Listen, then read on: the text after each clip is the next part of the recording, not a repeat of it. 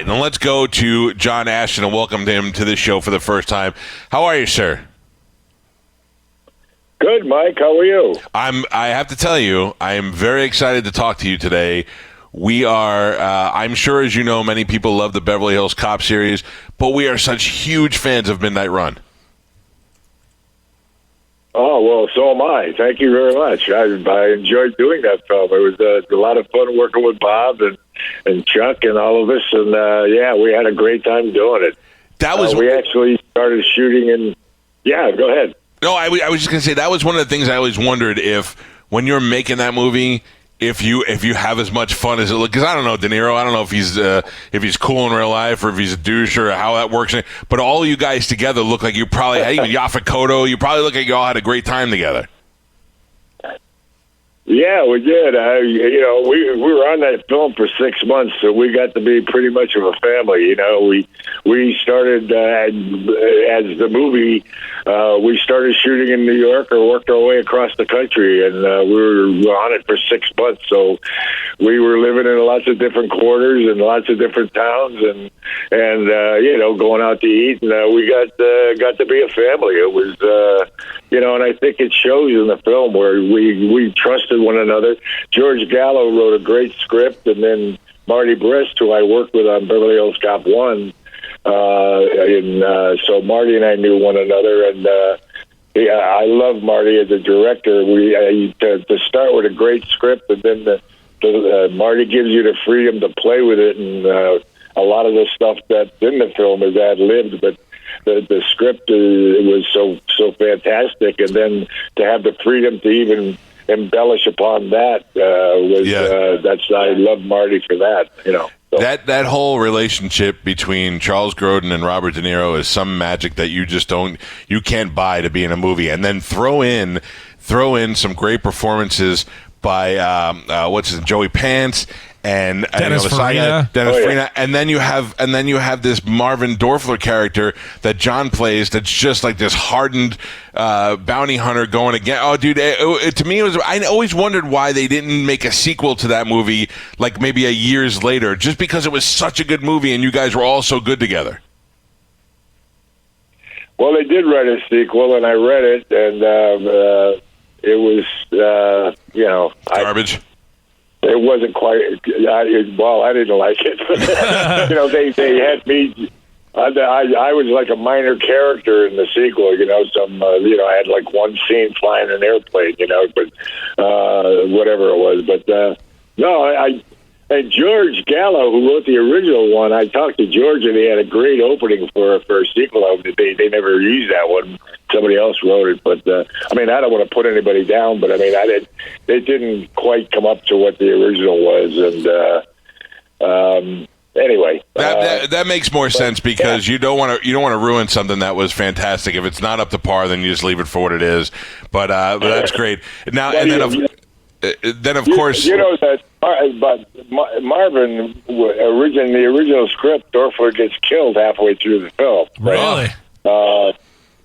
But the way I was playing the character, because the character originally was written as a very ugly, nasty guy, and I didn't play him that way. I had an old actor friend of mine that told me once, never play a bad guy like a bad guy. You're just doing your job, all right? And you end up being a bad guy, but don't play a bad guy.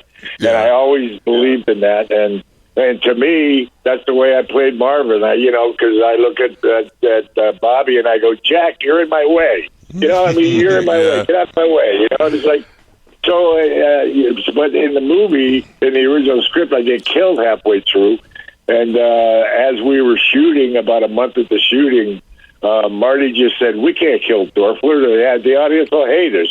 So then George had to rewrite me and put me in the ending in the airport and screw all that up and all that stuff. The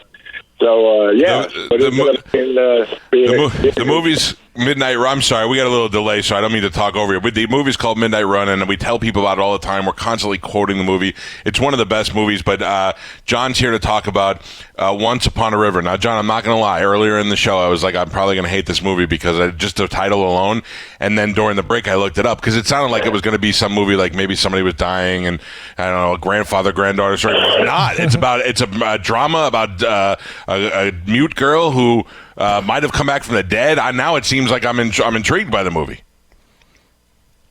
Yeah, oh yeah, it's a great script. It was taken from a book Bonnie Jo Campbell wrote, and it's about a young girl's odyssey to finding herself and just her trek along the river and the people she meets and the things she discovers. And she looks for shelter one night and stumbles across this hermit on the river, which I play.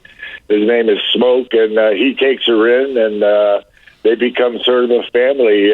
She takes care of him, and he teaches her things about life and stuff, and they become family. And then she is actually going up the river to look for her mother, who abandoned her when she was young. And she leaves Smoke and goes and finally finds her mother, and finds out her mother's not the person that she really cares to be with. Well, don't spoil it. She goes back to Smoke. Well, she goes back to Smoke, and so it's a cool little relationship with. Of course, there's a lot of other great little side stories. It's the people she meets and her trek along the river, and they've kind of compared it to Huck Finn, a modern Huck Finn, and they've kind of compared it to Winterbone or a few other things. But it's a movie in itself, and I'm very, very proud of it. Do you care that movies now go direct to home release? As a fan of movies, I'd love to watch them from my home because I hate teenage kids bothering me in movie theaters. So if I'm watching a movie at home and I have a really big screen, do you care as an actor, or are you like, however you got to watch it? No, however you got to watch it. I mean, I'm a member of the Academy, so I get screeners, so I watch things at my big screen at home, too. So, but, speaking of a quick side story, when Beverly Hills Cop came out, we went to the premiere, and, of course, it's all industry people, and they were all laughing and clapping and doing stuff. So a couple of nights later, Judge and I said, let's go to a regular theater and see how the regular audience reacts to it. And we went to a theater in Westwood, and we sat up in the balcony, and people were hooting and hollering and screaming and yelling. We looked at each other and said, "We better get out of here before this movie ends." That's always you always hear stories about actors doing that. I never knew if it was really true or not. And by the way, you were great as Marvin, but don't take anything away from Taggart, man. Taggart is the perfect straight guy in that threesome of you and Eddie Murphy and Judge Reinhold. And I have to tell you, I will pick Beverly Hills Cop 2 over any of the other ones. Oh, really? Oh, more than Cop 1? Yeah, when I think the relationship between you guys and Eddie in Bachelor and in Beverly Hills Cop 2 is fun. When Eddie Murphy says to you, I mean, I can't tell you that there's a time that my brother to this day still doesn't go, Taggart, get your sweet ass in the pool. Oh, I know everybody loves that pool scene. Yeah, I'll tell you something. Marty Brest, who I just love working with. He let Judge and I create those characters in the first one because in the original script, Taggart and Rosewood were very minor roles, and Judge and I had a chemistry together that Marty loved, and he just kept letting us ad lib, and he just kept putting us more into the film.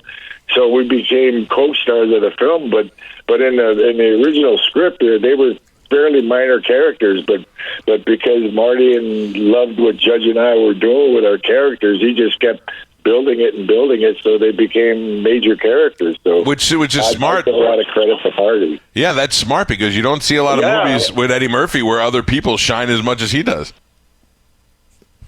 Well, yeah. Well, thank you. Thank you very much. But like there's a scene that said that all it said in the script was Taggart or Rosewood wait in the car. So we sat back, sipping coffee and looking up at the window where Eddie was, and blah, blah, blah. and then with no dialogue. And then Marty finally said, "Okay, we got that. Now you guys just ad-lib something." Yeah. So the judge happened to be reading a magazine in the car for real, in between takes. So all of a sudden they rolled the cameras, and the judge went, "Wow, did you know by the time you're 50 years old, there's 12 pounds of undigested meat in your system?" And I said, "Why are you telling me that?"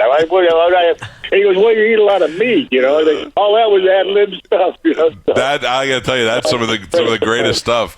The new movie is called Once Upon a River. It's available on DVD and digital on Tuesday, tomorrow. I would recommend it just on John's recommendation alone. And then if you have not taken the time to seek out the movie Midnight Run, it is truly one of the best movies I've ever seen in my life. And sir, it's a pleasure to have the opportunity to talk to you today and tell you how much we appreciate your stuff. Well, thank you, Mike. I appreciate it. And please go see Once Upon a River. I'm very proud of it, and I think you'll like it. So we'll check it out. Thank you for being on the show.